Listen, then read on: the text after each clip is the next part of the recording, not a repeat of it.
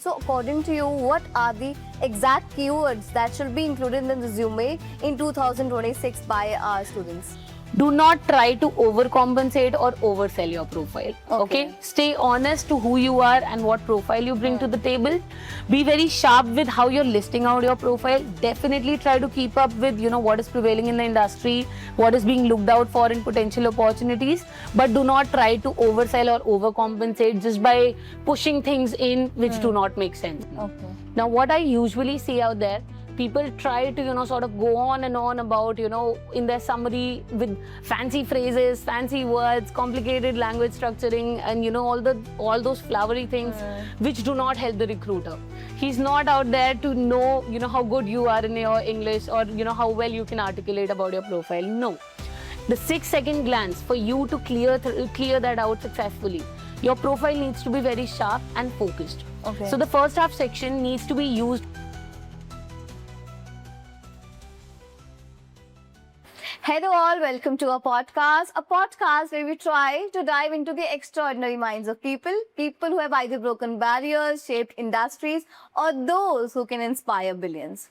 Today, we will be tackling and discussing about an element in your professional journey that impacts your journey before you even enter into the interview room. We all have been there. I also have been there, wherein we apply to job opportunities on LinkedIn and Indeed, and we don't get a call back. We don't hear anything from the recruiters. And in this situation, there is high possibility that the weak link is your resume. Today, I am accompanied with Shelly on this podcast, who has worked as a resume strategist for over 7 years now. She has worked from freshers to VPs in crafting and finalizing their resumes so that they end up in their preferable job opportunities. So please stick till the last of this podcast and learn about all the do's and don'ts of resume writing. Hello Sherry, welcome to our podcast. Please give a brief introduction of yours to our audience. Hi, my name is Shelly, of course, and I've been working with GetSet Resumes for quite some time now. Essentially, I'm working out there as an operations manager. I work with various clients across industries from different hierarchy levels, and I've come across multiple profiles that have helped me, sort of develop a deep understanding of how the market looks like and what resumes work out there. Yeah. So, Shelly, I have heard from you that you have worked with freshers to VPs and helped them out in drafting their resumes and finalizing them before they apply for job opportunities. When we talk about freshers and VPs, what are the common mistakes that they dwell into while making their resumes? Okay, so if I talk about, the common mistakes or the most, basic of errors, but essentially that are actually creating a lot of problem, there would be 3 of these, okay? First would be the lack of impact. Now, what essentially happens is that when we talk about people writing down in their resume what they've done over the years, they somewhat miss out on the impact. It starts sounding more like a story that, I did this, I did that, I did this, I did that. And somehow that is not what a recruiter would want to read. We need to take it for an understanding that the recruiter is also smart enough to get a quick understanding of what you might do basis on, your designation, the company type and everything. So yes, a little briefing or, a little sort of intro or maybe some direct details about what you did are essential. But at the same time, you need to strike off a balance between what you did and how it benefited the organization. That becomes more important. So you can tell this while taking an example how to do so? Sure. So somebody stating that, I was able to change our vendor and, maybe help with the timelines. That is one way to go about it. And the other way to go about it would be that I was able to change the vendor, which in turn enabled a cost reduction of this much percentage. So basically the impact, what did you do and what was it? Essentially along with what you did, how did it benefit the organization as a whole also becomes fairly important, right? So the lack of impactful information essentially is one of the biggest mistakes. People just start listing out the responsibilities and generic scope of responsibilities and everything, which essentially is not helping their case, right? The second mistake that I usually see, especially in senior profiles, is overcrowding in the document, right? What they feel is that I do understand that everything and anything that they've done over the years is very important to them and, has definitely helped them grow and evolve into whatever they're doing now. But what they need to understand is that the resume is not supposed to be like a history document. Okay. Right? You need not tell out everything or anything that you've done. Okay. It is not supposed to be the complete movie. It is supposed to be a teaser. Okay. Right? What is the purpose of a teaser? A teaser usually intrigues the viewer to, know more. And that is exactly what your resume is supposed to do. It needs to intrigue the recruiter to know more, get in touch with you, and talk it out with you. Okay. Right? That's the second thing. Now, the third thing is essentially, which nowadays has become very important, which is how you position your profile or how you tailor your profile towards a specific target. Okay. Right? Earlier, maybe I can say 3 to 4 years back, essentially, it was, very easy for people to create one generic resume and just sort of apply to 100 odd jobs out there, right? But now in the current market landscape, that's not how it works. Your resume needs to have a very clear positioning on what you're targeting to move into and how do you see your profile. Yes. So these three areas are something that I feel often people sort of miss the mark on, or usually, sort of miss out, hitting the right spot. Okay. Shelly, I've also noticed that while it's easy to make a resume, while I have to switch to an organization that lies in the same industry. So what should the fresher or a senior professional do when they're about to pivot their industry? They're about to change the industry that they have worked in. So तब कैसे resume में they need to add things that align with the coming organization? See, what happens is, this is a very common problem that I see Yes. people facing. And, many of my clients also, the only reason that they approach us is that, we do not know how to pivot. Yes. And I would rather say that, essentially what they forget is that at the end of the day, irrespective of the industry, whatever work they're doing or whatever skills they've acquired, they essentially belong to that professional. Right? So what they have to focus on more than the industry is the skills. The transferable skills. Yes. Because essentially whatever skills you've developed, hypothetical example, let's talk about budget management, right? Now somebody managing a budget in an FMCG, organization would also be equally competent in managing a budget for a different industry organization, yes. right? So all such transferable skills, which can actually, sort of position you as a competent professional who can actually, sort of also maybe adapt a little as well. Of course, that is something which also comes into play, how adaptive you are towards new environment and new structure. But that being said, usually when you're planning to, pivot to a new industry, or for that matter, even to a new role, what becomes important is how you're positioning your transferable skills. So you need to identify your transferable skills that will be important for the coming organization. That can be or leveraged industry as well. across industries and landscapes. Okay. That becomes important, right? Okay. Whatever basic core skill you've acquired, whatever mix of competencies you've acquired, that becomes important, because that is not something that you need to connect always with the industry that you're working in. You can actually connect it with any landscape. You just might have to, sort of adapt it to a little bit towards the new landscape or whatever. But you can, sort of use them or leverage them to move. Along with that, many a times what I've noticed is that it makes it very easy for professionals to pivot if they've pursued some sort of, maybe a new academic credential or something of that sort, like a certification and everything. Nowadays, it is actually taken a rise, Many people are actively pursuing certifications and all these courses. And these are essentially helping out as well. I'll be very honest with you. That kind of mindset has also evolved nowadays. Recruiters do also understand, that this person essentially is not only claiming to be growth oriented, but is actually working towards it as well. So yeah, that also helps. Professionals can learn new softwares, acquire certifications on it. Yes. Nowadays, the data analyst certificates are very up in the market. Correct. And you might see that, there are multiple advertisements going around it. And, essentially I worked with clients working in the same industry for 10 years and now pivoting to data analyst because, they feel that is the new, they might find multiple opportunities out there that is growing rapidly as compared to what they were doing earlier. So that can happen. Shelly, while you deal with various clients, what do you suggest to them? Because somewhere you need to touch their expectations as well. Because I see in the market, the employers are looking for one-page resumes. They want to get a gist of everything that you have done in just one page. But clients want everything to be there in your resume. So is it really messy and difficult for you to catch up the expectations of your clients sometimes? Okay, so what I'd say is that yes, one-page resume is definitely recommended and being looked out for by recruiters. But I would not say that, this is the complete truth or this is a universal truth. Okay. What essentially happens is that a one-page resume usually works better for professionals wherein, they're sharing their profiles directly, through referrals or direct connects within their network, because there the other person already is somewhat aware of you and your profile, right? So they're not looking to get to know, a lot of details about you. They do not need a 2-page resume. They need a 1-pager wherein, you're directly talking about the main selling points of your profile. When I say selling points, I mean your achievements. What are the key pillars on which your profile, sort of revolves on? And essentially what would be the new opportunity or new target that you're leaning towards. And that's it, right?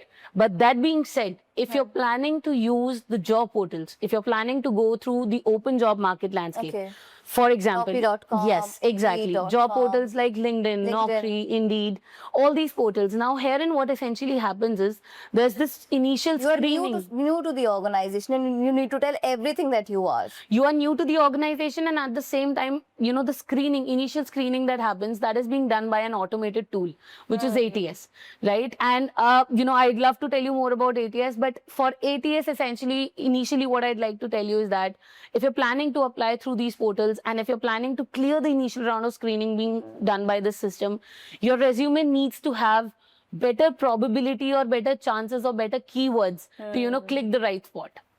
So that is also there. So essentially in that case, I personally recommend my clients to go for a 2-pager resume, because even in a 2-pager resume, you can be smart enough to use the first page as the key selling point, and the second page can be your supporting document. It is not important for you to, sort of equally emphasize upon the second page. So how the flow can go is that the first page can comprise of a sharp headline, a direct summary, a list of only your key skills, some impactful achievements, and maybe, a briefing about what you're currently doing in the current scope of work. And that is essentially what a recruiter would look for. But the second page, which also details out what you might have done in the past in other roles, that can help you clear that initial round of ATS screening as well. It might contain some keywords, some buzzwords and everything of that sort. So you completely do not agree with the fact that you need to make just 1-page resume? Yes, I do not agree with the fact that it is a universal truth. It is a partial truth, according to me. Yes, 1-page resumes definitely work better. A recruiter would rather definitely prefer having a 1-page resume on his table. But at the same time, it also depends on how are you going to use your resume. Rather, that's the right thing. If you're planning to use it through referrals, go for a 1-pager for sure. But if you're planning to go through the open job market landscape, in that case, a 1-pager might not be the best way for you to go until and unless, of course, your profile, sort of lands up somewhere between 0 to 5 years of experience bracket. In there, yes, a 1-pager is what I definitely also recommend you to restrict yourself to. Yeah. So since you are so much aware of ATS, also about the current trends in the market, so according to you, what are the exact keywords that should be included in the resume in 2026 by our students? See, essentially, this is also again a myth that, there's a fixed list of keywords. Nothing of that sort is actually there. I'll tell you how keywords or, rather how ATS works. So what people usually believe out there is that, you need to have the right set of keywords within your profile and your profile would clear through. But ideally, that's not the case. What happens within, the first round of screening is that ATS assesses your profile, basis on different parameters. Now, those parameters are not only limited to your skill keywords. They also have other parameters like, a title match. Whether or not in the past have you had a similar title, worked on the similar level of hierarchy, industry match. Do you belong to the same industry or not, the same sector or not? Right? Then there'll also be, longevity score. Then there'll be other areas as well, whether you've had a gap in your profile or not. So there are close to what I wouldn't even, sort of quantify them per se with a number. But I can definitely say that, yes, there are multiple other diverse parameters on which your profile gets screened and scored on. Right? And that essentially is not only limited to your, skills, the core skills. They've got other parameters as well. Right? But that being said, even if we talk about the skills also do further get bifurcated into primary skills, secondary skills, and, technical skills and so on and so forth. And each of these buckets have different weightage, have different score weightage. So that also becomes important. Now, what essentially happens is that, hypothetical example, if we talk about a sales manager, right? I cannot say that maybe, sales strategy development or market intelligence or anything of that sorts is supposed to be a relevant keyword. You would definitely, most commonly find them out there. But rather, whether or not that would be the primary skill within the job role that you're applying for cannot be decided or told to you. That is something that is that can only be decided by the organization who have posted that job out there. Yes. Depending upon their unique need, depending upon their unique requirement, they essentially decide what is supposed to be the primary skill, what are supposed to be the supporting skills. So that is how it goes. So there's no fixed list of keywords ideally, because the list, or You rather just need to frame the resume according to the job requirement that has been posted on Naukri, exactly. I think. So that is something what becomes very important. Read the job description properly before deciding your resume. Everything is out there already. One standard resume cannot work for every job position that is being listed on Naukri. Not in today's market, unfortunately. Yes, I got your point. So you also talk about the gaps in careers and layoffs. Many employees deal with that because of certain personal issues or the organizational issues. They are laid off from their last organization or they had a career gap. So, and this is considered to be a red flag by a new organization. Why will they want to hire somebody with a long career gap or a layoff from their previous organization? So how to list that career gap or a layoff in a diplomatic manner in order to be pleasable for your new organization? See, one thing, as you mentioned, even in your question, I noticed there's some sort of, negativity surrounding a career gap. Yeah. Okay. What people often feel is that a career gap might come out to be a negative within their profile. Yes. And they usually try to, avoid it. Yes. They usually try to, sort of skip listing it out. Yeah. But that ideally is not helping them at all. It is actually rather creating a more negative impact on the reader. I'll tell you why. If you're not clearly listing out what you were doing during that period or during that missing duration, which, at whatever time period your career gap was, the recruiter is free to think whatever he may want to. He might think that, you were a bad employee, hence you were laid off. Or maybe, you didn't want to work continuously and you took a gap or whatever of that sorts, right? He can think whatever worst possible scenarios could be out there. Yes. Right? While what I have noticed nowadays, most of the times, people on a career break usually try to keep in touch through some sort of academic advancement or enhancement courses that they pursue during that period of time. Or some people usually, sort of try to stay in touch through freelance work. They volunteer and everything of that sort. Or for that matter, sometimes some people also take a personal sabbatical for, their health reasons and everything. So what I usually as a consultant recommend, and also what I've noticed in the market, we work with a lot of talent acquisition heads as well. Even though, they are people who come to us or seek out, our help essentially because, of course, they lack the right kind of time to invest and create their profiles for themselves. What I've learned, when I communicate with them or when I talk with them, essentially, is that it is better to list out and to not leave a fill in the blank in the resume for the recruiter. Be truthful. Right? Just be honest. Maybe don't elaborate too much, don't exaggerate too much, don't fixate on it too much, but do not leave a gap for the recruiter to, just imagine the worst. Be, honest out there, be vocal out there. And of course, if at all you use that particular break period to, help yourself, help your profile, even professionally, personally, or, as a personality trait or course, if you pursued something, list it out. That works. But don't leave it blank. Don't, beat around the bush. Don't try to hide it over because that does not help. That essentially creates a more negative impact than positive. So, Shelly, till now we have talked about the length, what should be included in the resume and what should not be included in the resume. So now I want to know that, for example, I am a talent head and I have got many resumes. So one resume might hold my attention for more than 6 seconds and one might not. And one might, I'll be intrigued in reading more about the candidate. So how to lead to that situation wherein the talent head is intrigued to learn more about me and read the entire resume and does not skip my resume in 6 seconds? How to lead to that situation? See, that is essentially what becomes very important, that the initial 6-second glance is actually not a quick resume review. Rather, it is a filtering moment. Okay. If your resume clears that initial filtering, sort of review, wherein the recruiter decides whether or not he should invest his time in reviewing your profile, Okay. whether or not he should actually go through the complete thing, that is something that becomes very important. Okay. Now, for your profile to actually, sort of match up to that level, wherein, the recruiter feels intrigued enough, Yes. feels, sort of engaged enough Yes. to go through the complete thing, the first half section of your profile becomes very important. Okay. Now, what I usually see out there, people try to, sort of go on and on about, in their summary with fancy phrases, fancy words, complicated language structuring, and, all those flowery things which do not help the recruiter. He's not out there to know, how good you are in your English or, how well you can articulate about your profile. No.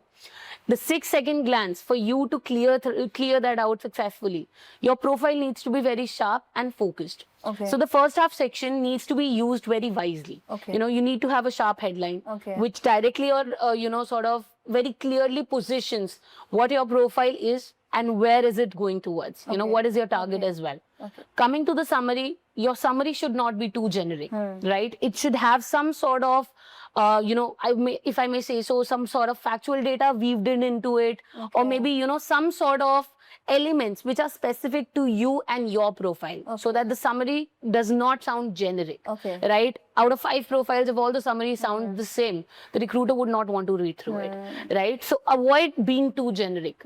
So while we talk about not being generic, I think statistics should be included. For example, I have worked with this much clients and this was the result. The standout metrics, the standout performance metrics, whatever you were able to achieve, not all of them, but the most important ones that you feel essentially, shed a very good light on the kind of outcomes that you've driven in. Definitely should be weaved in, because, using those outcomes, you can actually also demonstrate the relevant skill that, helped you achieve those outcomes. So instead of just claiming that I'm good at this, you can say that, I was able to achieve this, leveraging this.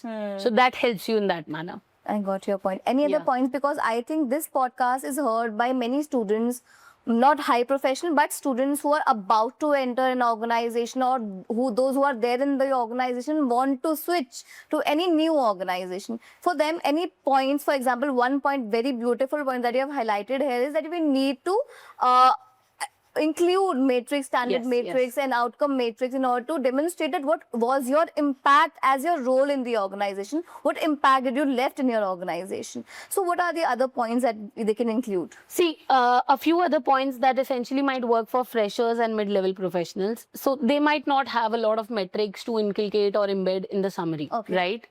They need to be smart with how they're building their profile. What I've usually seen is that they either, sort of go on and on in the summary with generic things. If you do not have a lot of metrics, if you do not have a lot of standout, elements, do not try to elongate or stretch the summary way beyond it is needed. Okay? Be to the point, even if it is short, it needs to be smart, it needs to be positioned well.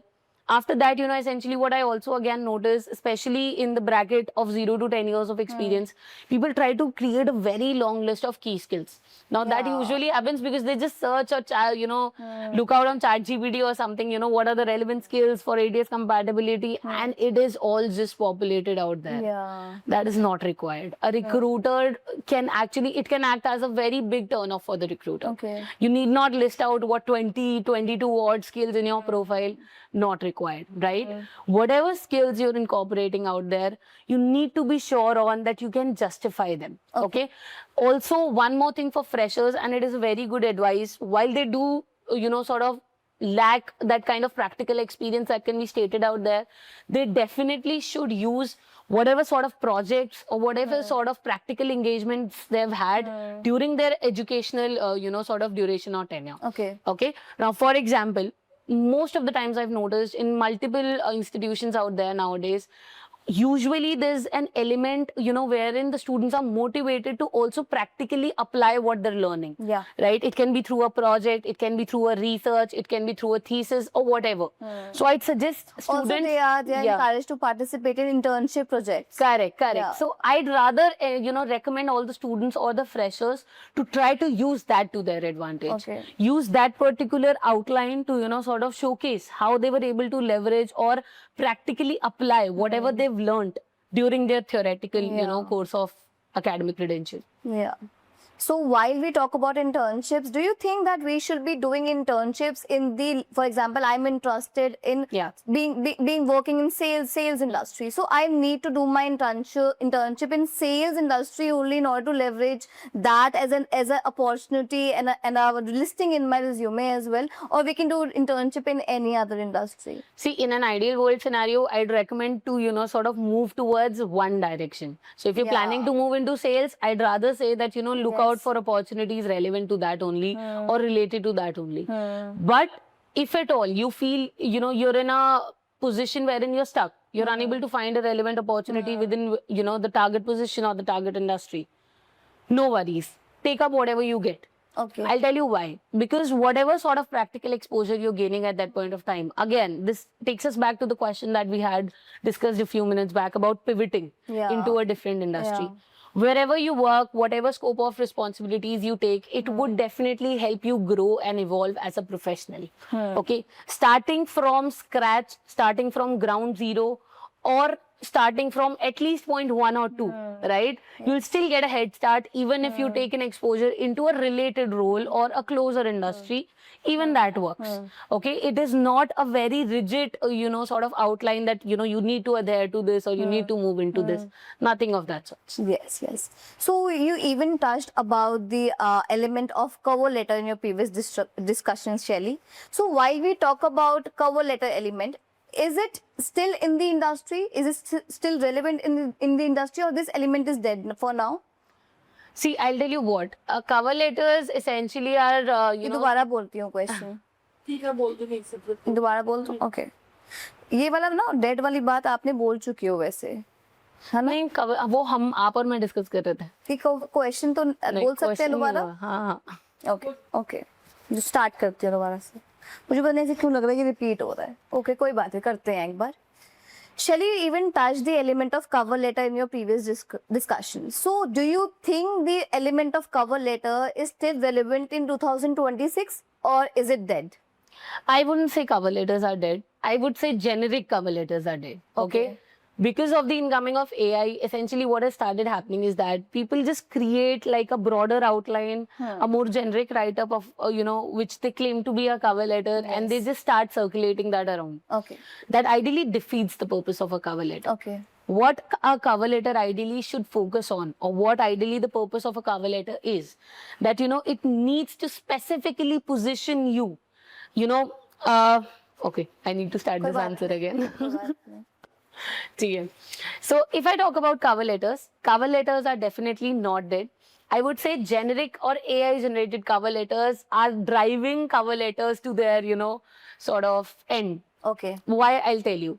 Usually a purpose of a cover letter is that it needs to very strongly position you and your profile in line with whatever new target you're applying for. Okay. Right? It needs to be a very direct and, crisp write-up. It need not be a long story. Okay. It need not be too detailed. Okay. It is meant for the recruiter to understand that this is what I'm looking for and this is what this person brings to the table. Okay. Is it relevant? Is there an overlap? If yes, he'll go and move forward to your resume or get in touch with you. If there's a gap, if it seems generic, he needs maybe, hypothetical example, he's looking for A, B, C. Your cover letter talks about A to Z completely, everything and anything.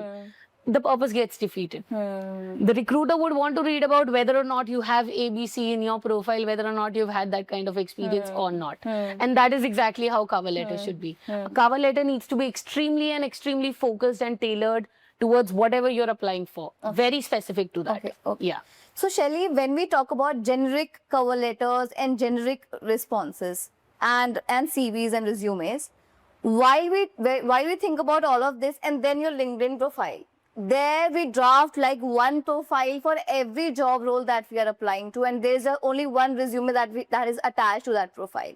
So, how to craft your LinkedIn profile in a manner that it intrigues attention from talent heads and recruiters, because there we just write one thing and that is visible to all the recruiters in the world, right? While, like you said, we can craft different resumes for different job roles Correct, while we are applying on Naukri, but that is not the case while we are crafting a LinkedIn profile. So how to craft your LinkedIn profile?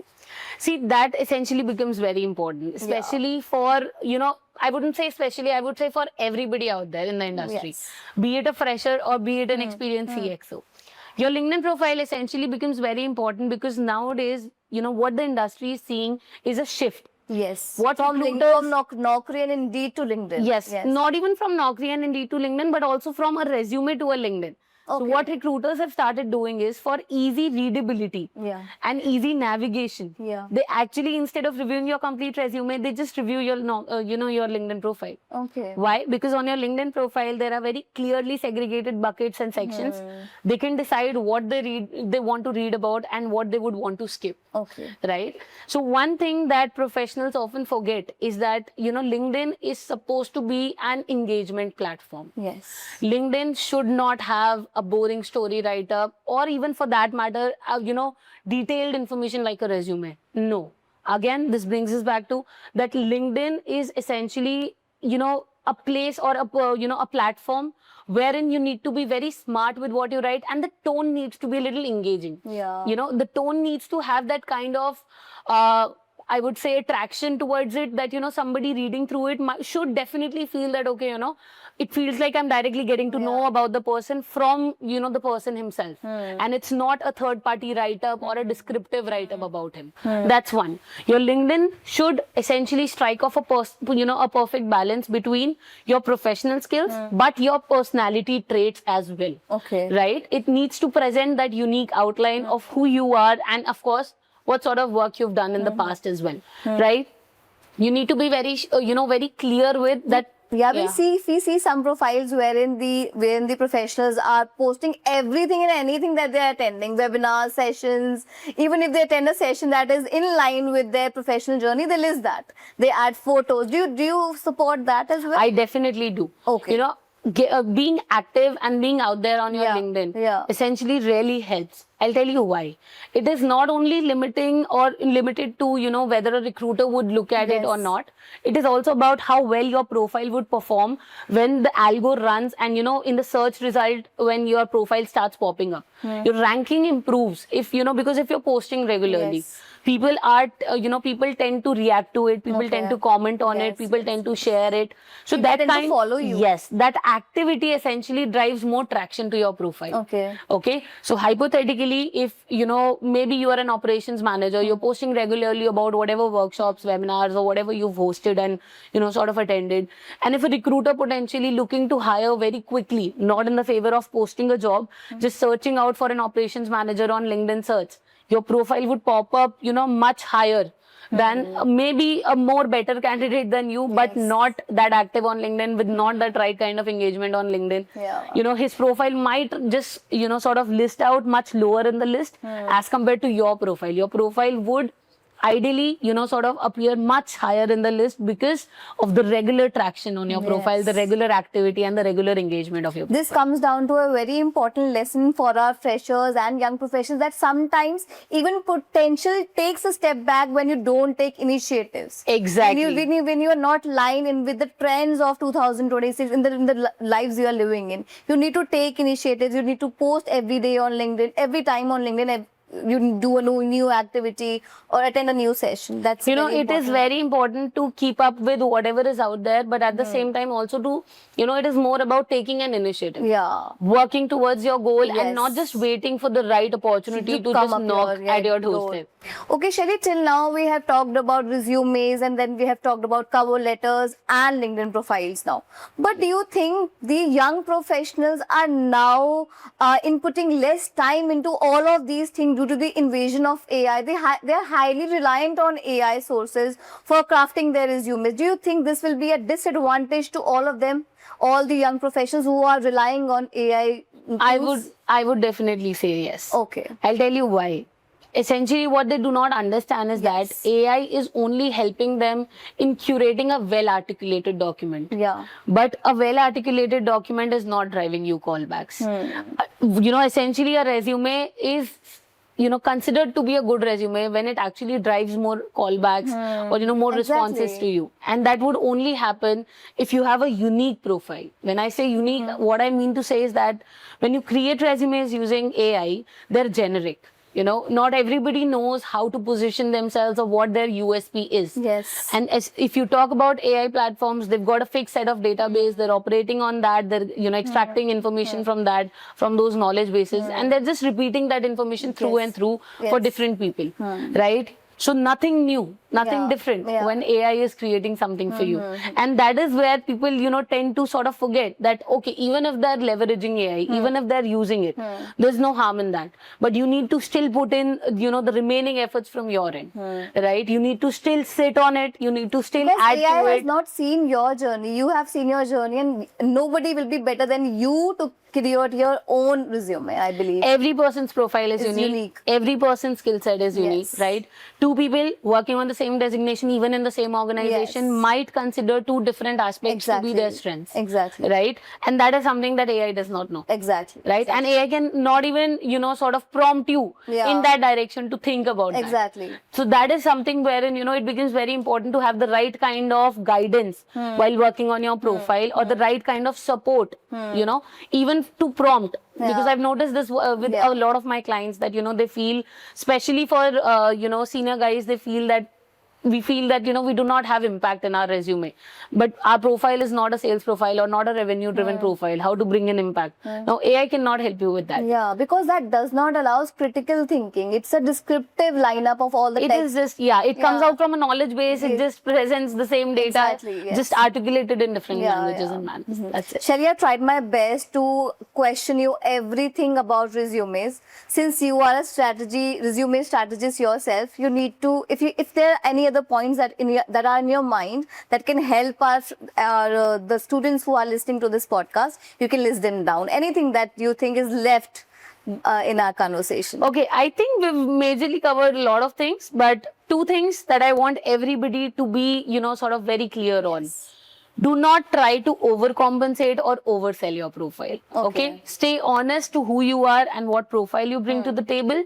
Be very sharp with how you're listing out your profile. Definitely try to keep up with, what is prevailing in the industry, what is being looked out for in potential opportunities. But do not try to oversell or overcompensate just by pushing things in which do not make sense. Yes. Because, it is not only about keywords, it is also about having the right kind of context along with it. Right? You need to be able to justify it out. You need to be able to position it out right. Yes. Right? Along with that, while resumes definitely, the core of a resume is the content of the resume, the appearance also plays an equally important role. Right? As we say in our language, jo dikhta hai, wo bikhta hai. Bilkul. So it is very important for you to have the right kind of presentation, because presentation also affects the readability of the document. Okay. Any font size or no specifics, but whatever you're opting for, whatever you're going for, you need to be sort of very vigilant about exactly whether or not it is helping with the readability. That becomes the only point. Okay. Thank you, Shelly, for being here. I think the podcast has proved to be very informative for me as well. I've learned so many new things today. Thank you for being here. Thank you so much. So, kaisa laga podcast? It was indeed very informative. We got to know that we don't have to be abided by the rule of one-page resume always. We can do two-page resume. However, it is very important that the first page is designed in such a manner that it is a summary of everything that you have done in a very articulated manner. And the second page can be a supporting document for all the facts and figures that you have mentioned in the first page. Also, we learned that it's okay to pivot to new organization. In that case, you need to identify the transferable skills that you have acquired from your earlier job opportunities that can be useful for the new industry or new organization as well. Along with that, many tips and tricks were discussed in the podcast. आप भी लिखिए comments में कि आपको सबसे अच्छा point क्या लगा जो शैली ने discuss किया. I hope the podcast was useful for all the viewers out there. Please subscribe to the channel and wait for our new podcast.